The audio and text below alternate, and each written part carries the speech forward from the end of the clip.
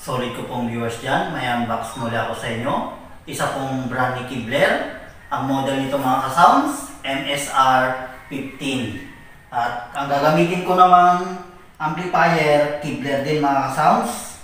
Ang model din nito, GX7 Pro. At gagamit na rin po ako ng mixer para mapalabas po natin yung tunay na lakas nitong speaker. Ang brand nito mga ka-sounds, Trident. 4 channel na rin po ito. Napakagandang mixer ni Trident to.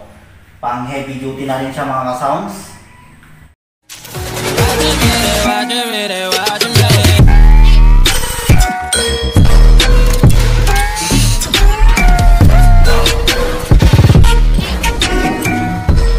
Ito na mga ka-sounds, ipapatuloy na po natin. Samahan niyo po ako.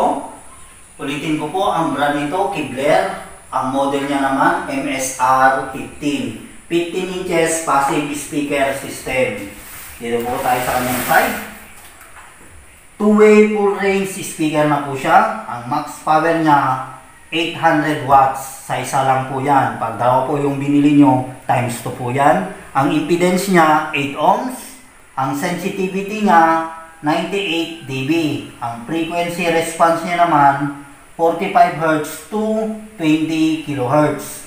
Ang dimension niya mga ka-sounds, 45 by 42.5 by 72 cm. Ang quantity niya mga sounds, isa lang po ang speaker niya sa isang box.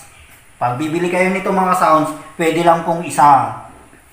Ang carton size niya po, 51.5 by 47 by 77.5 cm. At mga sounds, tatandaan nyo po pag bibili po kayo ng ganito, dapat po hindi mawala yung kanyang serial number dito sa box at dun sa mismong unit niya. Dapat po magkatugma yan para masigurado nyo po ang brand nyo yung mabibili nyo. Ito na mga sounds, buksan ko na po para may review po natin itong mismong unit niya. Ang mga sounds, napakaganda pong speaker nito ni Kibler, napakalakas po nito. Sakto pong itong pang outdoor, indoor.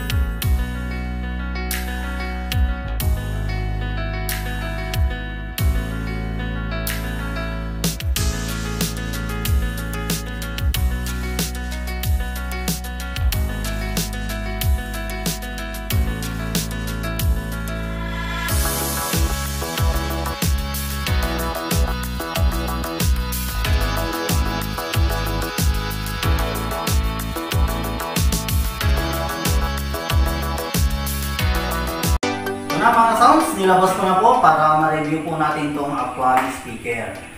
Ito mga sounds, napakaganda po ng kanyang design. Unahin ko pong i-review sa inyo itong kanyang horn tweeter.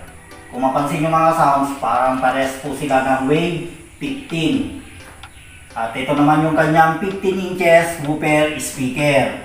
Napakaganda po ng kanyang grills. At ito naman yung kanyang logong Kibler. Metal na ito mga sounds. Kung mapansin nyo po, may butas po siya dito sa baba. Ito na po yung labasan ng kanyang hangin. Dito po tayo sa kanyang side. Ang kanyang case mga ka-sounds, plastic molded na po ito. Napakatibay na nito. Dito po tayo. Ito na po yung kanyang holder, kabilaan po.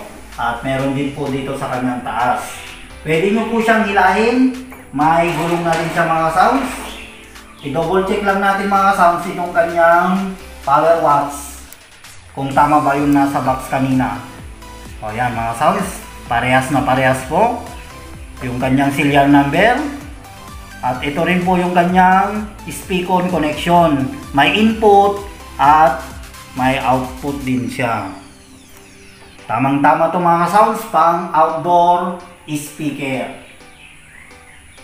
So na mga ka-sounds, connection naman po tayo para may sound check po natin tong MSR 15. Nagamit lang po ako ng Mono PL to RCA jack para dito po sa ating mixer yan to amplifier, yung speaker wire na may speakon. Nagamitin ng mga sounds. Unahin ko pong i-connect itong speaker papuntang amplifier. Dito lang po natin i-connect yan sa input ng speaker. Connect ko naman po dito sa ating amplifier GX7 Pro. Dito sa speaker out niya po, dito lang natin sa A. Isa rin mga sounds. Sa input lang natin ilagay. Gamitin ko na rin tong kanyang terminal B. Yan lang mga sounds yung connection ko. Dito po tayo sa mixer. So mga sounds na sinasabi ko po sa inyo, napakaganda rin pong mixer ni Trident. So sa mga gusto pong bumili ng ganito mga sounds, napakatibay po nito, pang heavy duty na. Pwede po kayong mag-insert ng USB, Bluetooth na rin siya. Dito lang po natin i-connect yan. Mga sounds. Po, napaka-simpleng connection lang yan.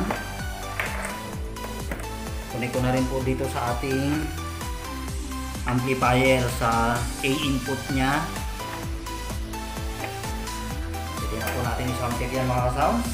Ito na mga sounds, na-set up ko na po. Ready to sound check na po ito. Mag-play na lang po ako ng music. I-connect ko na po ito sa Bluetooth.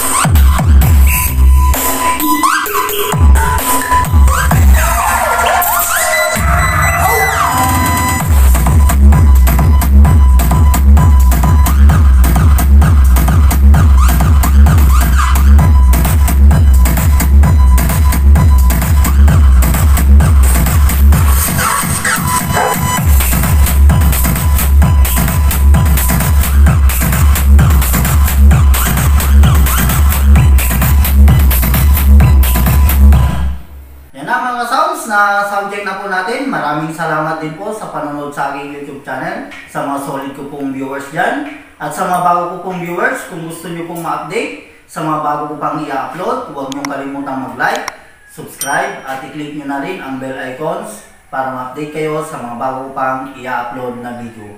Mga ka-sounds, kung may katanungan ka po, i-comment mo lang at replyin ko kagad dyan.